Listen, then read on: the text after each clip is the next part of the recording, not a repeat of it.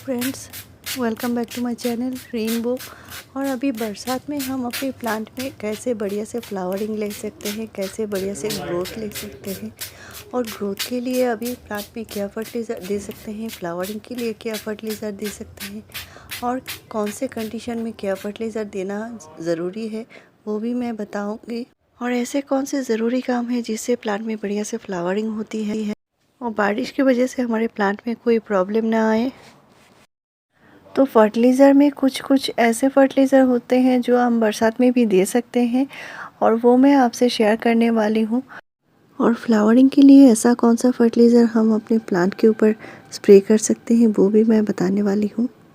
तो ये देखिए, मेरा एक ऐसा प्लांट है ये जो बहुत ही लंबा हो चुका था, लेकिन इसमें बहुत ज़्यादा पत्तियाँ नहीं थी। तो अभी मैंने इसको कुछ ही दिन पहले प्रून कर दिया है, आपसे वीडियो शेयर भी किया है प्रून करने के बाद क्या क्या करना होता है। तो अभी ये अच्छे से ग्रोथ करेगा क्योंकि अभी बरसात का मौसम है। आप अपने प्लांट में भी प्रूनिंग कर सकते हैं और प्रून किए हुए जो स्टेम्स होते हैं उनको आप कटिंग भी लगा सकते हैं। तो ये देखिए, मैं प्लांट में ग्रोथ के लिए जो दे रही हूँ ये है कंपोस्ट, यानी ये है काव डंग कंपोस्ट। तो अभी गर्मियाँ बहुत ज़्यादा नहीं है, इसके लिए हम जो काव डंग कंपोस्ट है अपने प्लांट में दे सकते हैं, क्योंकि जब बहुत ज़्यादा गर्मी होती है तब हम काव डंग कंपोस्ट थोड़ा कम देते हैं प्लांट में, क्योंकि काव डंग कंपोस्ट बहुत ही हीट प्रोड्यूस करती है। तो इससे प्लांट के जलने का ख़तरा रहता है, इसलिए तो अभी हम इसे दे सकते हैं। और मैं यहाँ पे 3 मुट्ठी काव डंग कंपोस्ट दे रही हूँ। ये है मेरा जो 8 इंच का पॉट है। तो ये जो प्लांट है बहुत दिनों से इसी पॉट में लगा हुआ है।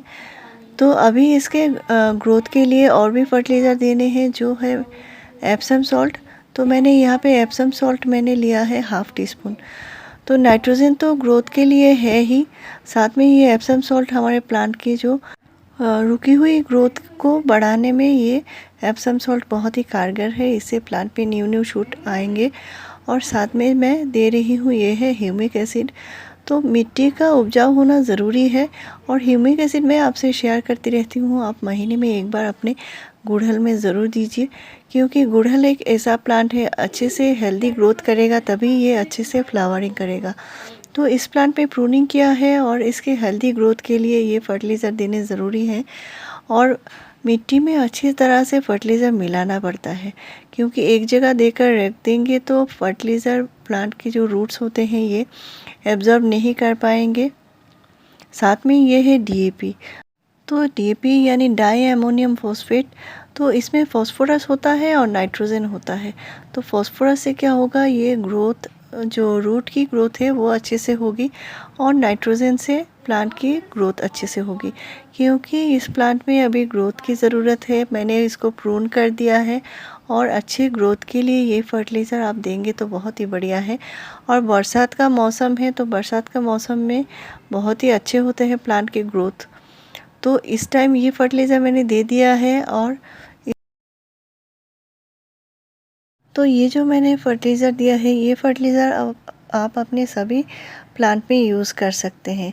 लेकिन जो फर्टिलाइज़र आप यूज़ नहीं कर सकते वो है आप जो प्लांट में छिलके यूज़ करते हैं, यानी बनाना पील्स या अनियन के पील्स, या जो घर में जो कंपोस्ट, किचन कंपोस्ट को हम जो भिगा के जो फर्टिलाइज़र बनाते हैं, लिक्विड फर्टिलाइज़र, वो हम अपने प्लांट में नहीं देंगे, यानी हिबिस्कस में नहीं देंगे।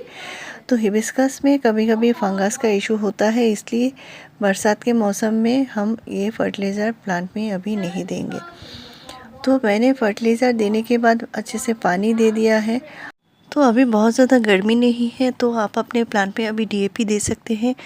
तो ये जो कंडीशन मैंने आपसे शेयर किया है ताकि आपको भी पता चले आप कौन से टाइम में क्या फर्टिलाइज़र दे सकते हैं।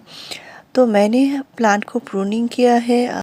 तो प्लांट में से अगर अच्छी फ्लावरिंग लेना चाहते हैं तो प्लांट में कुछ दिन बाद थोड़ा प्रूनिंग कर सकते हैं। इससे प्लांट में न्यू शूट आएंगे, प्लांट बुशी होता जाएगा और बहुत ही बढ़िया से फ्लावरिंग भी करेगा। तो अभी जो फर्टिलाइज़र दिया है ये प्लांट की अच्छी ग्रोथ के लिए देना है। और प्लांट में और एक काम जो करना है वो है प्लांट में फंजीसाइड का स्प्रे करना है। तो फंजीसाइड अपने प्लांट में इसलिए ज़रूरी है क्योंकि बरसात का मौसम है और कभी भी प्लांट में फंगस का प्रॉब्लम हो सकता है। तो आप 10 डेज़ के गैप में फंजीसाइड ज़रूर दे दिया कीजिए। तो बरसात में हमें प्लांट में बार बार पानी देने की ज़रूरत नहीं पड़ती क्योंकि पॉट की मिट्टी हर वक्त गीली ही रहती है। तो गीली मिट्टी में तो हम फर्टिलाइज़र नहीं दे सकते, तो हम क्या कर सकते हैं, प्लांट के पूरे न्यूट्रिशन के लिए ये फर्टिलाइज़र दे सकते हैं जिससे प्लांट में पूरा न्यूट्रिशन तो मिलेगा ही, साथ में प्लांट में फ्लावरिंग भी होगी। तो मैं ये फर्टिलाइज़र आपसे आगे भी शेयर कर चुकी हूँ, लेकिन फिर से आपको बताना इसलिए ज़रूरी है क्योंकि बरसात के मौसम में आप ये फर्टिलाइज़र दे सकते हैं। ये है NPK यानी बैलेंस्ड NPK 19-19-19। ये आप अपने प्लांट के ऊपर स्प्रे कर सकते हैं। तो बरसात रुक चुकी है, प्लांट की पत्तियां सूख चुकी है, तो आप प्लांट में ये फर्टिलाइज़र ज़रूर स्प्रे कर दीजिए। तो बैलेंस NPK प्लांट पे स्प्रे करना ज़रूरी है क्योंकि इससे प्लांट को नाइट्रोजन भी मिलेगा, फास्फोरस भी मिलेगा और साथ में पोटेशियम भी मिलेगा। तो प्लांट के ग्रोथ के लिए और साथ में फ्लावरिंग के लिए ये बैलेंस NPK जो होता है प्लांट पे बढ़िया से बर्ड्स बनने में हेल्प करता है। तो मैं अपने प्लांट में ये ज़रूर यूज़ करती हूँ, बरसात ना भी हो तब भी यूज़ करती हूँ।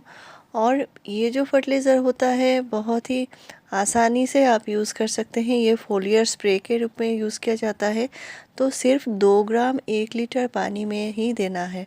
तो मेरे चैनल में फ्रेंड्स आपको ऐसी ही बढ़िया जानकारी मिलती रहे कि मेरे चैनल को ज़रूर सब्सक्राइब कीजिए, लाइक शेयर और कमेंट कीजिए। वीडियो पूरा देखने के लिए थैंक यू।